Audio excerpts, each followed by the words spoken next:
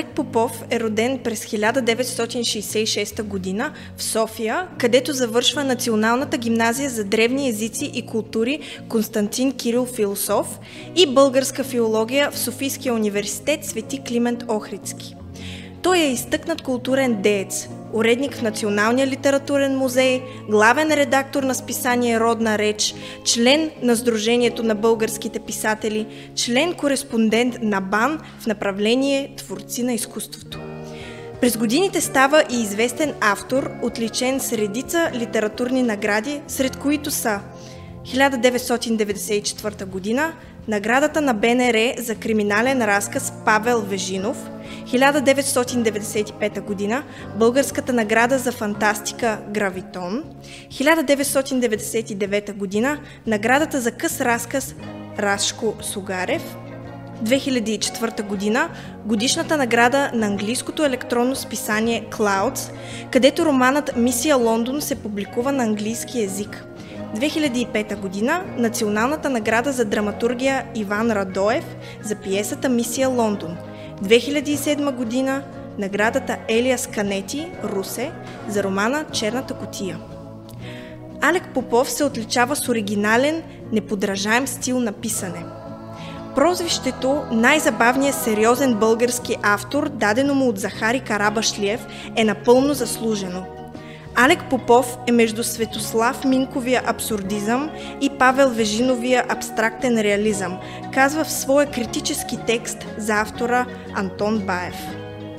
А когато говори сам за своята работа в интервю за вестник Капитал, писателят казва следното: всяка история прилича на влак с променящо се разписание и неизвестна крайна точка.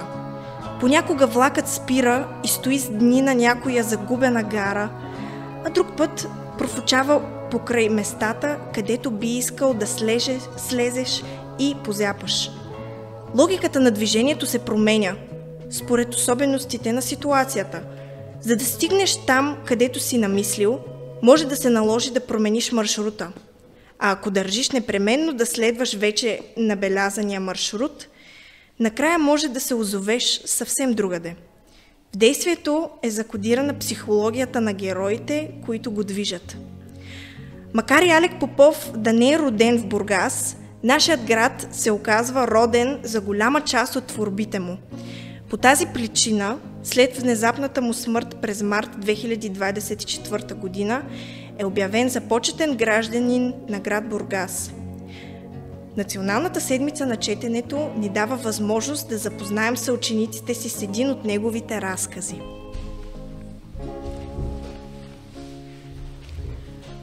Киберфауст. Алек Попов. Тая беля с компютъра стана така. По време на дежурството, както обикновено, ровех из интернет, когато се натъкнах на сайта на списание Зона F. Издавано от писателя фантаст Агоп Мелконян. С Агоп се познавам по линия на местния фен-клуб, на който имам честта да съм председател. Но сега това едва ли е толкова важно. Дежурството не е кой знае каква работа, особено след последната модернизация, извършена по стандартите на Европейския съюз. Човешкият фактор е сведен до минимум. Компютрите следят дори най-дребните операции. Затова ми остава доста свободно време. Електронната версия на Зона F хваща окото и аз неусетно се залутах из дебрите му.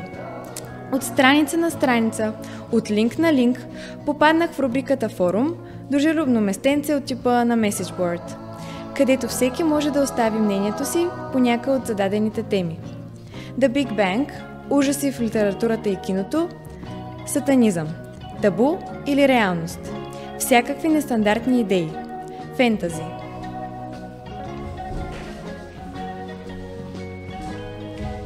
Няма какво да крия. Сатанизмът си ме тегли още от малък, затова побързах да хлътна в този обещаващ раздел.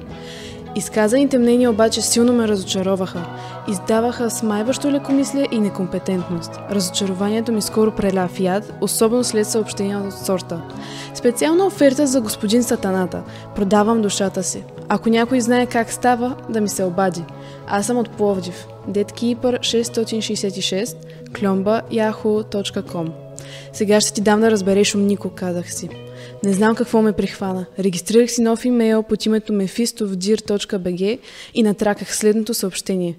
Здрасти, Кипър. Виждам, че имаш какво да предложиш. Изпращам ти договора с attached файл. Ако те урежда, попълни го и ми го върни обратно.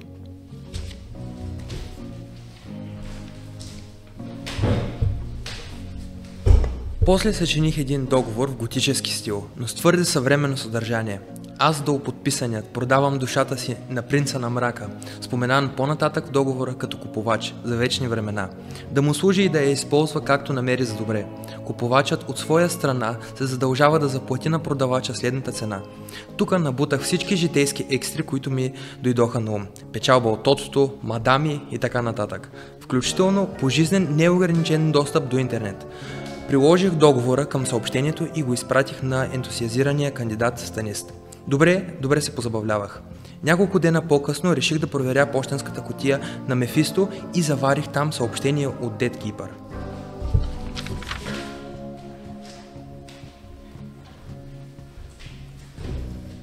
Здрасти, Сатана! Че то било супер да си продадеш душата онлайн. Изпращам ти договора. Уреждаме чудесно. Тук в Пловдив имаш доста фенове. Позволих си да им дам адреса ти заедно с копия от договора, така че сигурно ще получиш още души в близки дни. Беше ми год да правя бизнес с теб. Чао!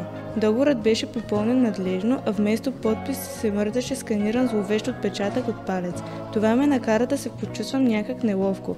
Dead Keeper явно приемаше нещата твърде буквално.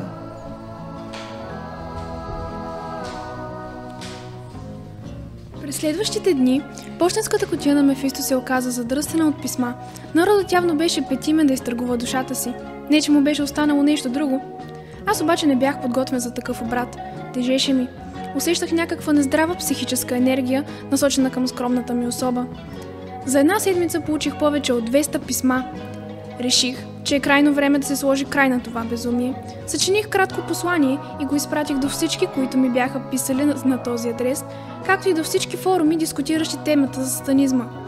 Уважаеми клиенти на Mephisto, уведомяваме ви, че спираме изкупуването на души за неопределено време, поради техническа профилактика. Благодарим за разбирането. Тази мярка имаше известен ефект. Притокът от нежелани оферти рязко намаля. Обстановката се разведри, макар че вътрешно бях огорчен от ентусиазма, с който хората бяха готови да зачеркнат духовното начало. Престанах да се интересувам от пощенската кутия на Mephisto и дори се канех въобще да я закрия, но все отлагах.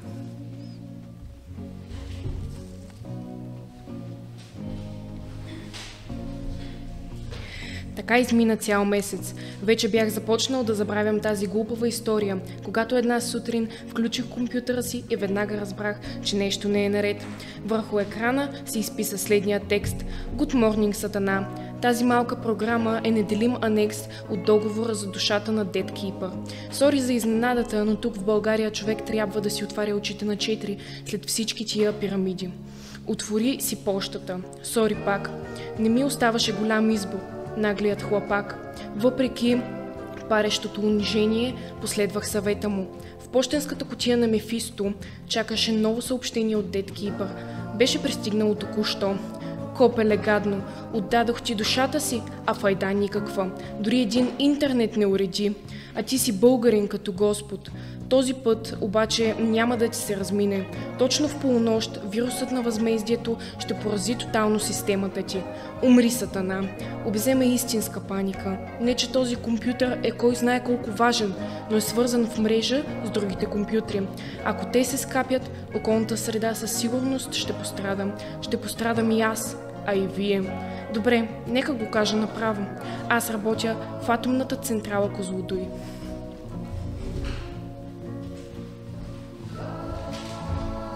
Без да губя нито секунда, изстрелях електронна депеша. Кипър, не дей с лошо. Само се пошегувах. Връщам ти договора. Не ми трябва душата ти. Дай да оправим работата. Той не закъсня да ми отговори с присъщата си арогантност. Цуни ме отзад. Рекламации се приемат само на касата. По-добре вземи да уредиш интернета. Пробвах да се спазаря, но имах насреща си корав противник. Нищо по-малко от неограничен целогодишен абонамент не можеше да го умилостиви. Таксата излизаше доста солена, но бях притиснат в ъгъла. Ако работата се размърди, последствията ще да бъдат далеч по-страшни. Разтичах се, взех назаем, изтръсках до шушка дебитната си карта и преведох сумата на интернет доставчика, посочен от Gatekeeper. Нахалникът имаше предпочитания. Времето неумолимо изтичаше. Проверявах пощенската кутия на Мефисто през 5 минути. Бях нервен и озлобен. Мислех си, гледай го тъпото копеле, продава си душата за един пиклив акаунт, калпаво поколение, а? Ако бях сатаната, щеше да види той. Ама не бях. Може би той беше? Най-сетне дългоочакваното съобщение цъфна на екрана ми.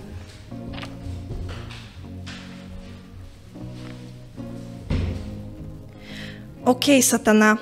Разбирам, че предпочиташ разсроченото плащане. No problem. Помислил съм и за това. GMK13 LSD. Тази парола ще приспи вируса за още една седмица. Междувременно пускам фиш за тотото, а в петък излизам смилена от 10 Б. Внимавай в картинката.